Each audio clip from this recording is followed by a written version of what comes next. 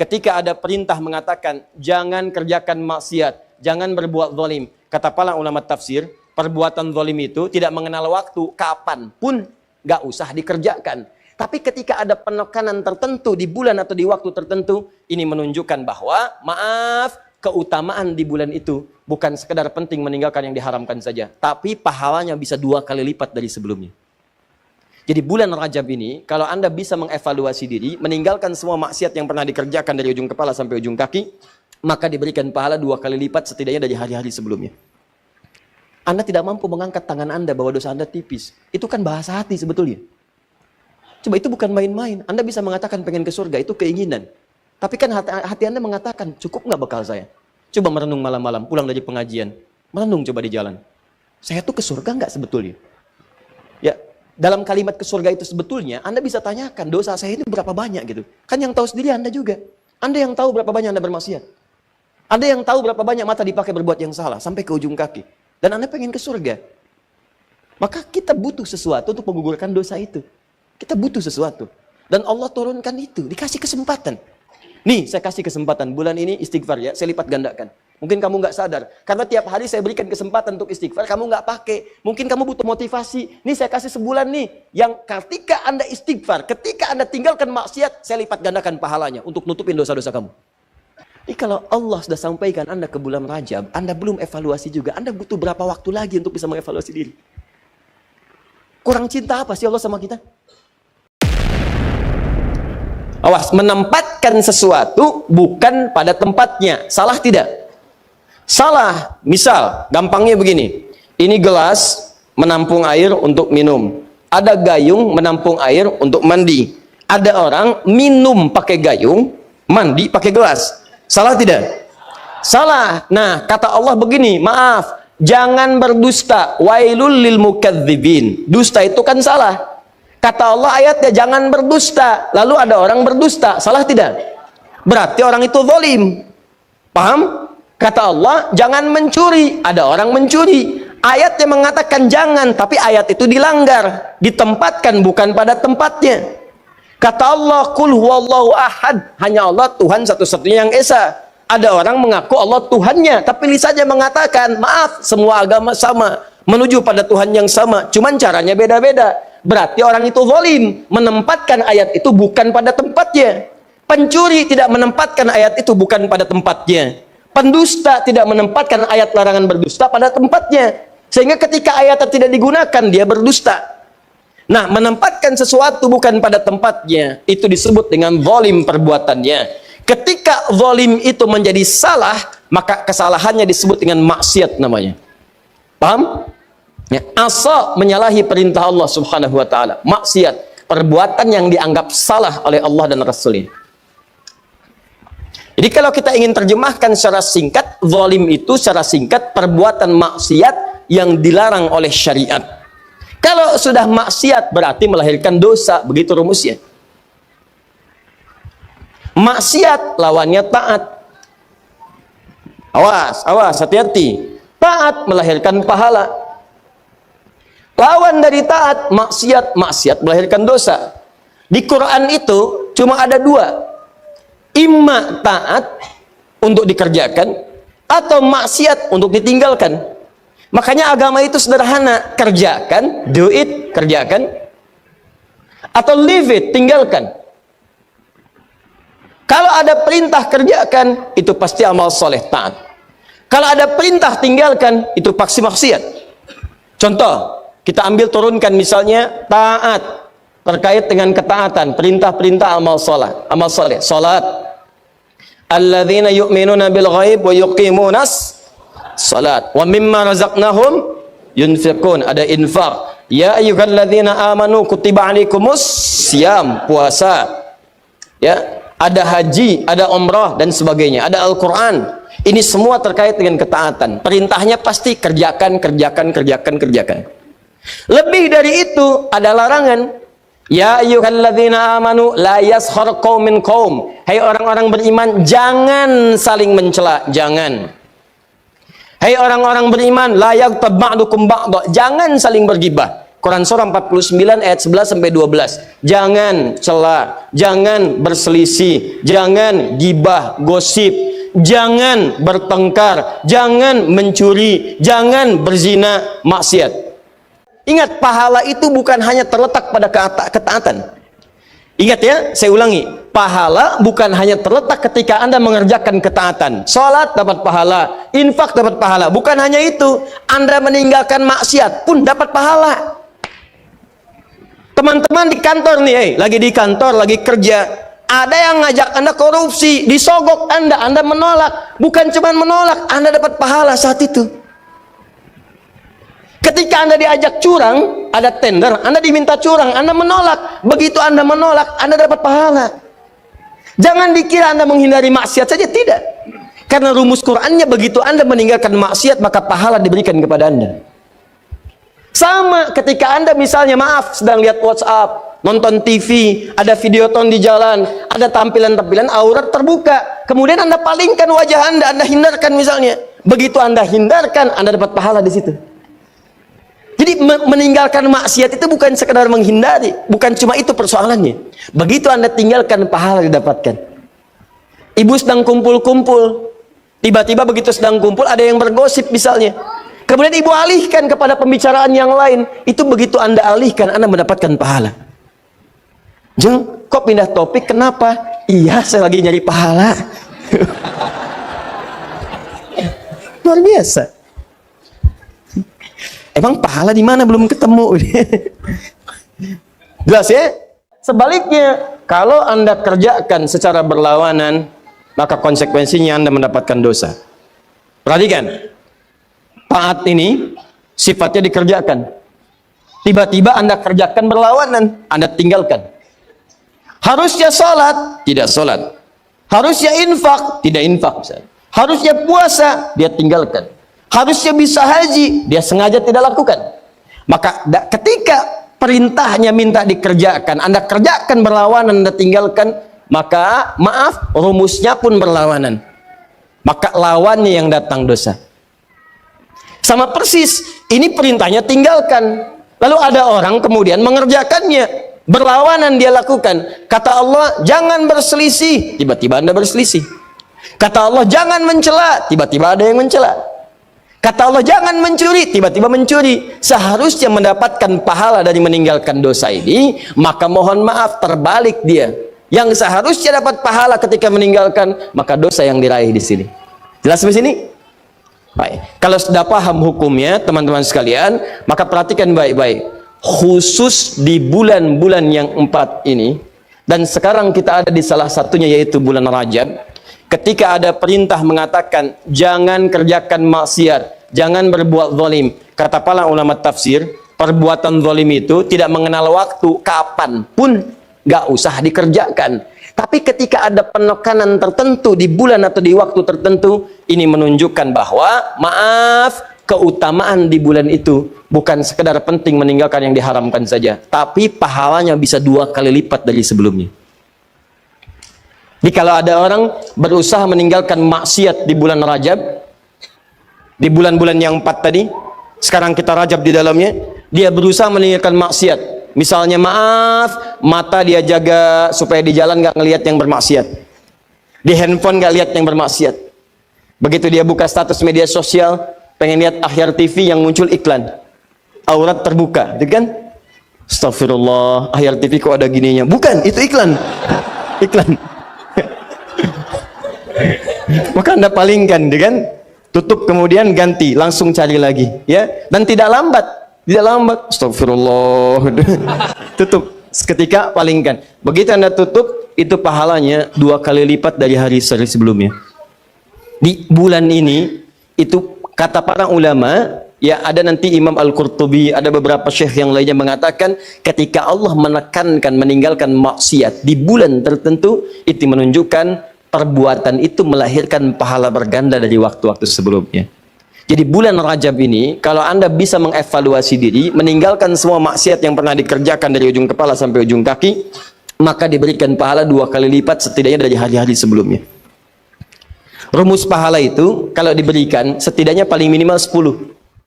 Sama meninggalkan maksiat di hari-hari biasa juga dapat pahala 10. Mengerjakan kebaikan, meninggalkan maksiat karena Allah disebut amal soleh. Amal soleh punya pahala disebut dengan hasanah. Hasanah punya poin setiap satunya 10. Dalilnya Quran surah ke-6 ayat 160. Man jaa bil hasanati falahu asyru amthaliha. Siapa yang bisa mengerjakan perbuatan punya nilai hasanah, amal soleh punya nilai hasanah, maka setiap hasanah punya poin 10. Poin itu dibawa ke akhirat. Jarak antara satu keduanya 500 tahun, dua ketiga 500 tahun, tiga keempat 500 tahun. Jadi jangan kira hitungan 1 sampai 10 itu hitungan 1, 2, 3 sampai 10, bukan. Banyak pahalanya. Maka kalau ada orang misalnya sholat tadi ya, orang misalnya puasa, orang misalnya baca Al-Quran hari-hari biasa, Senin, Kamis, kan? Baca Quran hari biasa, bulan-bulan biasa, maka setiap satunya satu pekerjaannya 10 nilainya. Sama, Anda menghindari maksiat, di kampus tidak bermaksiat, ya, diajak nyontek, Anda tolak, ya, maaf misalnya, LKS dan sebagainya, Anda tolak, tinggalkan hal-hal yang tidak baik, Anda tolak, itu dapat poin pahala. Anda di kantor, ada yang ngajak korupsi, ngajak nyogok, ngajak macam-macam, tinggalkan, dapat nilai kebaikan, 10 poinnya. Tapi ingat baik-baik, begitu Anda mengerjakan keburukan, sholat tidak dikerjakan, maksiat malah dilakukan, maka rumusnya, begitu satu dikerjakan, 1 nilai dosanya. Tapi 1 itu jangan dianggap ringan, karena 1 itu akan mengambil pahala yang telah Anda dapatkan sebelumnya. Misal, maaf sekali ya, ada orang sholat, begitu selesai sholat membicarakan orang lain, nggak tanggung-tanggung imam yang dibicarakan. Tuh imam kenapa sih bacanya tadi begitu? Iya ya, jelek banget ya, beda dari sebelumnya. Padahal Anda aja nggak mampu jadi imam. Nah, begitu Anda bicarakan demikian, itu pahala Anda ditransfer langsung ke imam tadi. Kenapa bicara begitu? Itu tadi imam, memangnya imam itu, memang kenapa sih nggak ada yang kemarin? Nambah lagi 1, pindah lagi ke yang lain. Awas, hati-hati. Mereka kenapa? Bicara yang nggak baik, itu nggak boleh, itu dosa. Untung saya nggak seperti mereka. Mereka itu memang kurang bagus tuh ya. Itu pindah lagi ke situ. Jadi begitu itu kalimat disampaikan, pahala sholatnya seketika pindah kepada yang dibicarakan. Seketika. Itu langsung dipindahkan. Bukan cuma 1, 2 lagi, semua pahala yang didapatkan pindah ke orang tadi. Awas, hati-hati, jangan dikira mudah. Nanti di akhirat timbangannya itu akan begini. Semua pahala dikurangin dosa. Ya, kadang nggak sadar tuh ada dosa mata, dosa telinga, dosa lisan sampai ke ujung kaki, kadang nggak sadar. Jadi ini makanya ada yang menyebut Rajab itu bulan introspeksi. Ya, bulan introspeksi. Bulan muhasabah. Silahkan evaluasi diri. Ada waktu kita untuk menilai. Coba tolong ya teman-teman, coba dicek dulu. Cita-cita mau kemana di akhirat nanti? Surga. Surganya apa? Firdaus. Mau bersama Nabi? Yang pengen semua itu boleh angkat tangan. Tuh, ya. Anda pengen ke surga, surga Firdaus. Ingin berjumpa dengan Nabi sallallahu alaihi wasallam. Pertanyaannya, bekal apa yang sudah Anda siapkan sampai hari ini? Sedangkan rumusnya nanti kan, pahala itu dikurangi dosa. Nah, sekarang jujur dah. Untuk ke surga itu kan bekalnya pahala. Amal soleh. Buka Quran surah kedua ayat 25. Quran surah kedua ayat 25. Paling kanan sebelah atas di mushaf. Wa basyiril ladzina amanu wa 'amilus shalihat anna lahum jannatin tajri min tahtihal. Berikan kabar gembira pada orang-orang beriman dan beramal soleh. Kami telah siapkan surga untuk mereka. Jadi ke surga itu bekalnya pahala amal soleh. Sedangkan maaf sekali, dosa akan menjerumuskan seseorang kepada neraka. Neraka itu nggak ada bekal lain kecuali dosa. Sudah. Quran surah keempat ayat 56, paling kanan sebelah atas. Innal ladzina kafaru bi ayatina sawfa nuslihim nara. Orang-orang yang ngumpulin dosa saat di dunia, ingkar terhadap perintah kami, disuruh kerjakan nggak mau, disuruh ninggalkan malah dilakukan. Orang-orang yang begitu kasih kabar kepada mereka, kami akan celupkan mereka ke neraka. Jadi kalau orang banyak dosanya udah pasti neraka, orang banyak pahalanya pasti surga. Orang setengah-setengah, ini 50, ini 50, tempatnya A'raf, di tempat antara neraka dan surga. Al-A'raf namanya. Makanya turun surah ke-7 Al-A'raf, rahasianya di ayat ke-45 sampai 46. Dia nunggu di situ sampai selesai hisab. Baru setelah selesai hisab dimasukin ke surga. Hisab itu kalau berlangsung sehari saja, nunggunya sampai 1000 tahun. Itu tuh. Sedangkan Anda nggak ada yang nggak ngacung tadi, semuanya pengen ke surga, bekalnya Firdaus. Kita sepakat ke surga itu bekalnya pahala. Awas, dosanya tipis. Kalau bisa nggak ada. Sekarang saya tanya pada Anda, siapa yang dosanya tipis? Angkat tangan. Ayo. Ayo, saya pulang. Siapa yang nggak punya dosa? Angkat tangan. Ayo. Ayo. Siapa yang sedikit? Yang banyak? Yang banyak sekali. Tuh. Kan? Pengen ke surga, dosa banyak. Bagaimana? Ketawa lagi. Gak, saya pengen merenung, coba renungkan. Karena kita memilih atau tidak, pasti wafat. Pasti wafat. Dan itu pasti niscaya. Ada beberapa kejadian yang sangat luar biasa beberapa hari ini. Saya dapat telepon dari ibu, kita ngobrol. Kasih tahu, nak kemarin ibu fulana yang punya majlis ta'lim itu, Masya Allah katanya. Beliau punya anak kan, jadi begitu kemudian sedang mengaji, beliau di sampingnya sambil istirahat dengar anaknya ngaji. Ya, kemudian ketika mengaji itu kata beliau nggak dibaca panjang, nah bacanya pendek biasa aja. Begitu dibaca pendek, ngaji lagi, suara ibunya sudah nggak ada. Tiba-tiba dilihat sudah meninggal, senyum begini. Demi Allah, tidak ada suara nafas tersendat, tidak ada apapun, nggak ada sesak, nggak ada apa-apa. Tiba-tiba senyum meninggal. Dalam keadaan masih bisa membetulkan anaknya dalam keadaan mengaji itu. Luar biasa. Dan banyak orang yang wafatnya mulia gitu. Pertanyaannya kan kita tidak tahu kapan kita pulang. Suatu saat kita pasti akan pulang. Pertanyaan saya, duhai teman-teman yang pengen ke surga, ketika pulang nanti bekalnya siap belum? Nah kan rumusnya begini tadi sudah paham. Kalau banyak pahala pasti ke surga. Banyak dosa ini terancam neraka. Sedangkan Anda sendiri tidak sanggup mengatakan dosanya sedikit. Anda tidak mampu mengangkat tangan Anda bahwa dosa Anda tipis. Itu kan bahasa hati sebetulnya. Coba itu bukan main-main. Anda bisa mengatakan pengen ke surga, itu keinginan. Tapi kan hati Anda mengatakan, cukup nggak bekal saya? Coba merenung malam-malam, pulang dari pengajian. Merenung coba di jalan. Saya tuh ke surga nggak sebetulnya? Ya, dalam kalimat ke surga itu sebetulnya, Anda bisa tanyakan, dosa saya ini berapa banyak gitu. Kan yang tahu sendiri Anda juga. Anda yang tahu berapa banyak Anda bermaksiat. Anda yang tahu berapa banyak mata dipakai berbuat yang salah sampai ke ujung kaki. Dan Anda pengen ke surga. Maka kita butuh sesuatu untuk menggugurkan dosa itu. Kita butuh sesuatu. Dan Allah turunkan itu, dikasih kesempatan. Nih, saya kasih kesempatan bulan ini istighfar ya, saya lipat gandakan. Mungkin kamu nggak sadar, karena tiap hari saya berikan kesempatan untuk istighfar, kamu nggak pakai. Mungkin kamu butuh motivasi. Nih saya kasih sebulan nih, yang ketika Anda istighfar, ketika Anda tinggalkan maksiat, saya lipat gandakan pahalanya untuk nutupin dosa-dosa kamu. Begitu Anda jaga pandangan dari maksiat, pahala berlipat. Begitu jaga lisan dari maksiat, pahala berlipat. Berlipat pahala itu untuk menggugurkan dosa-dosa yang banyak. Sebab ketika ini banyak, kan harus banyak pahala menggugurkannya. Makanya ada rumus sedekah jariyah. Jariyah itu yang berlipat, yang banyak, yang bisa menghilangkan dosa yang sudah berkumpul.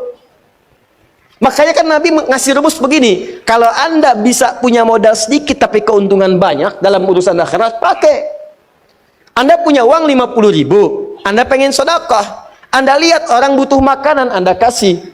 Ya, dia pakai kemudian itu untuk beli makan. Makan. Energinya kumpul. Begitu energi kumpul, dia sholat, dia baca Quran, Anda dapat bagian dari pahala itu. Begitu energi habislah kemudian pahala Anda di situ. Anda berikan 50.000 itu, kemudian belikan mushaf. Hadiahkan kepada penghafal Quran. Dia baca itu dari mushaf yang telah Anda berikan. Maka semua pahala setiap huruf yang mengalir bagi Anda.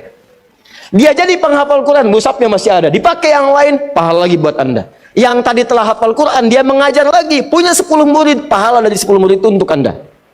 Mushafnya sudah usang misalnya, dibakar sudah kemudian, habis seluruhnya, tapi muridnya masih ada, pahala untuk Anda. Modalnya 50.000 nggak berhenti.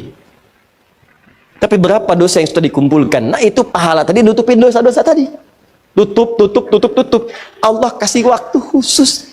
Kata Allah, nih saya hidupkan, kamu belum sampai ajalnya, saya kasih waktunya nih, untuk kamu tutupi semua maksiat itu, supaya pahalanya berlipat. Begitu pahala berlipat, dosa dihapuskan.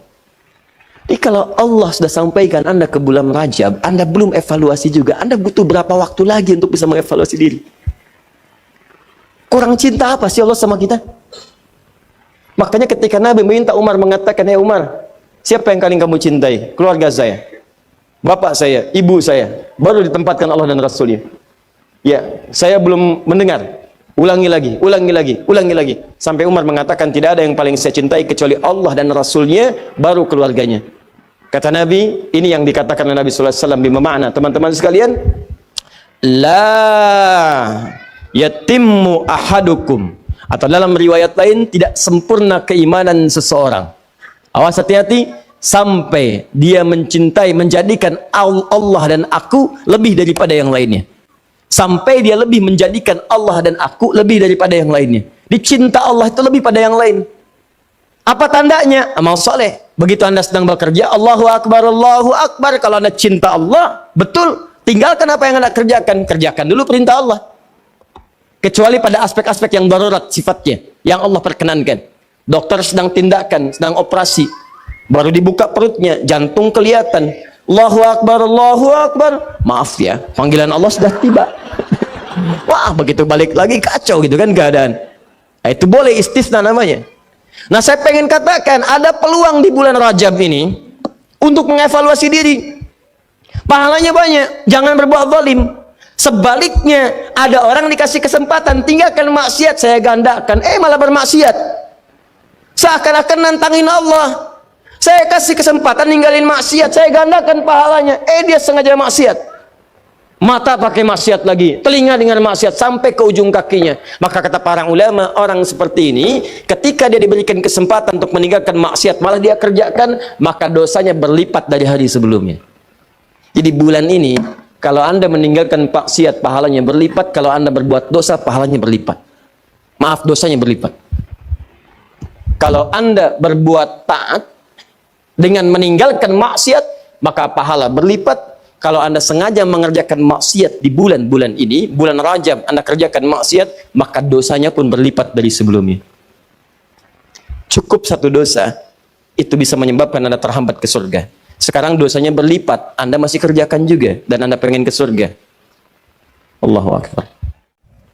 Maka, yang penting dikerjakan di bulan Rajab ini, teman-teman sekalian, adalah bagaimana mengevaluasi diri dengan memetakan dua hal. Ini sunnahnya. Ini yang Nabi kerjakan.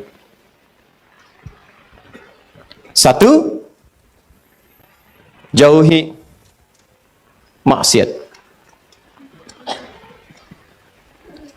Coba cek kebiasaan dari ujung kepala sampai ujung kaki. Apa yang biasa ditonton? Coba lihat tayangan televisinya. Kalau yang banyak tampil aurat, tampil yang jelek-jelek, sudah tinggalkan. Tutup, tutup. Pahalanya banyak. Ya. Awas yang biasa dengar yang tidak baik, tinggalkan. Sekarang alihkan pada yang baik-baik. Tutup, tutup, tutup, tutup, jauhi. Jauhi sampai ke ujung kaki. Langkah dipakai melangkah kemana? Ayo. Terus, tinggalkan, jauhi. Maka pahala datang. Nah, biasanya begini, Allah kan ciptakan segala sesuatu berlawanan. Quran surah 51 ayat ke-49, paling kiri sebelah bawah. Wa min kulli syai'in khalaqna zawjaini la'allakum tadhakkarun.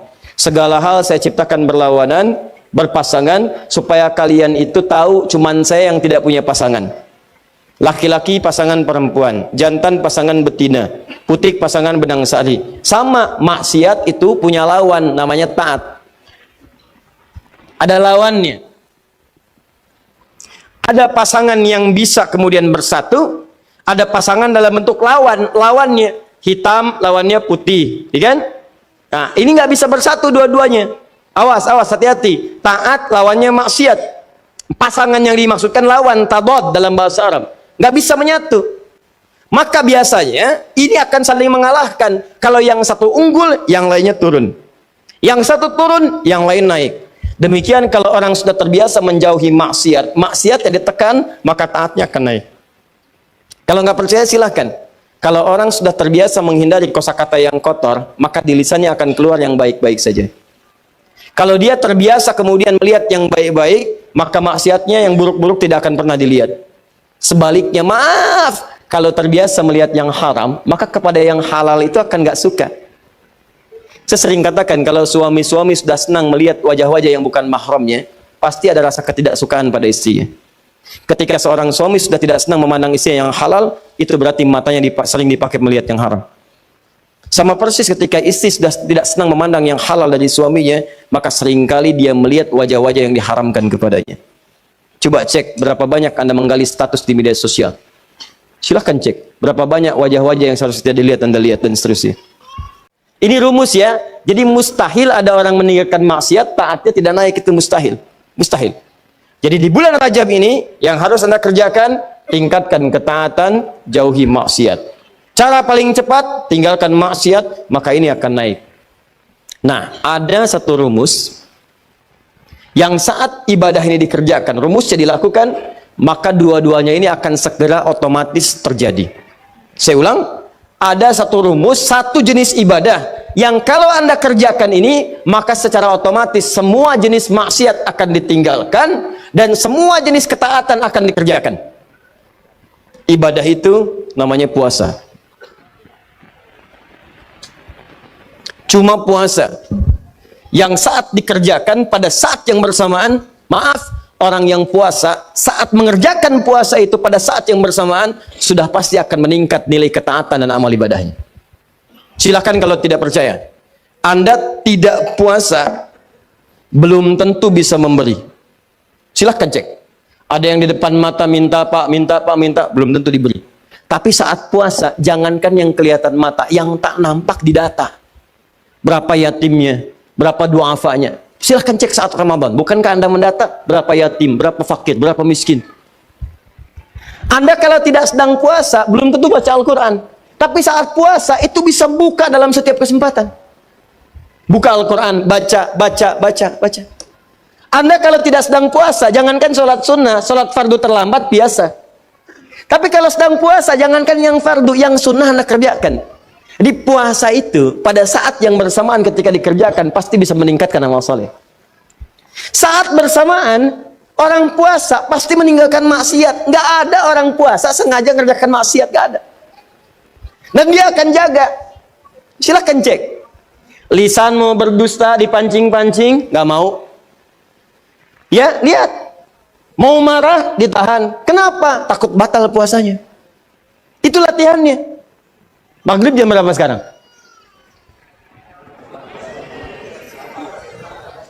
18, 17, 18, 18, 18, 20 ya. Kita ambillah pertengahan 18, 18, 18. Jam 6 lewat 18. Maghrib jam 18, 18. Ada orang mencela Anda habis-habisan jam 18 lewat 15. Tinggal 3 menit lagi maghrib. Wah, Anda diprovokasi. Dasar begini, dihina habis-habisan Anda. Dihina habis-habisan. Tapi Anda nggak membalas.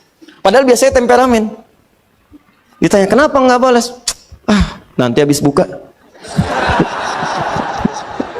Habis buka. Takut batal puasa.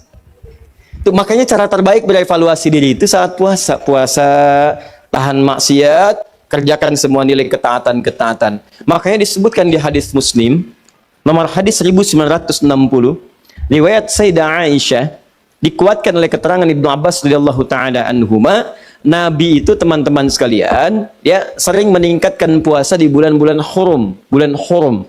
Ya, bulan hurum termasuk bulan Rajab. Ya, kata Sayyidah Aisyah, termasuk juga kemudian Ibnu Abbas radhiyallahu taala anhuma, saya kadang melihat Nabi sallallahu alaihi wasallam sering puasa, seakan-akan nggak buka, tapi juga sering melihat beliau buka, seakan-akan nggak puasa.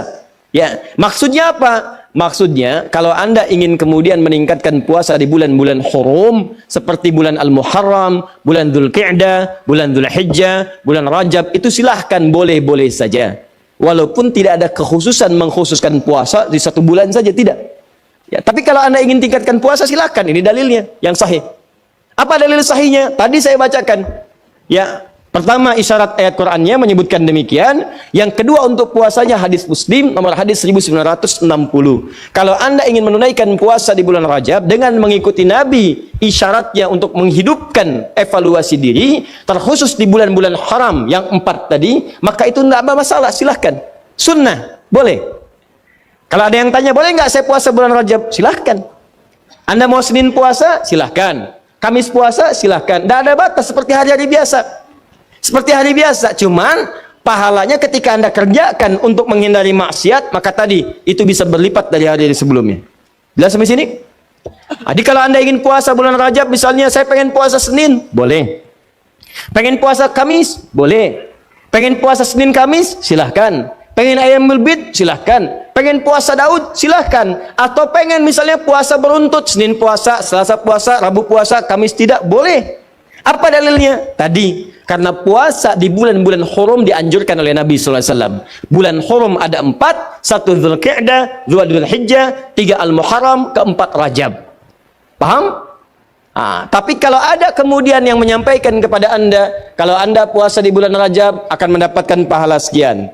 Puasa di bulan Rajab mendapatkan surga, nanti di surganya ada sungai namanya Sungai Rajab, ya kan?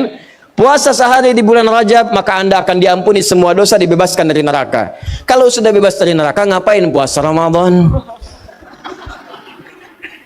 Jelas?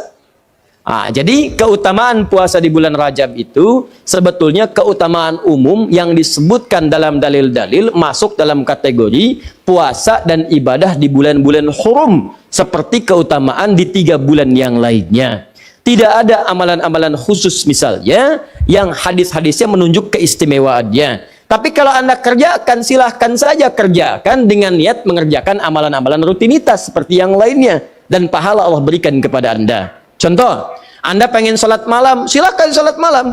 Mau di bulan Rajab, bulan Sya'ban, bulan lainnya silahkan. Ya, sholat pertengahan malam silahkan, tahajud silahkan, ba'diyah maghrib silahkan, ba'diyah isya silahkan. Tapi kadang-kadang teman-teman sekalian, jangan sampai kemudian termotivasi oleh dalil-dalil sebetulnya yang tidak ada susunannya atau informasi dari Nabi SAW. Contoh, pernah mendengar kalimat ini, siapa yang menunaikan sholat di malam Jumat di bulan Rajab, di antara isya kemudian sampai dengan kefajarnya, dia bacakan kemudian rakaat pertamanya setelah Al-Fatihah, kemudian dibacakan surat A, surat B, sampai dengan Al-Ikhlas, sampai yang lainnya, maka akan diampuni semua dosa-dosanya, dibebaskan dari neraka. Pernah dengar kalimat itu?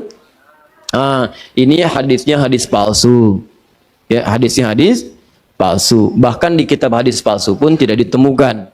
Ya, saking palsunya hadis ini, di kitab hadis palsu pun tidak ditemukan.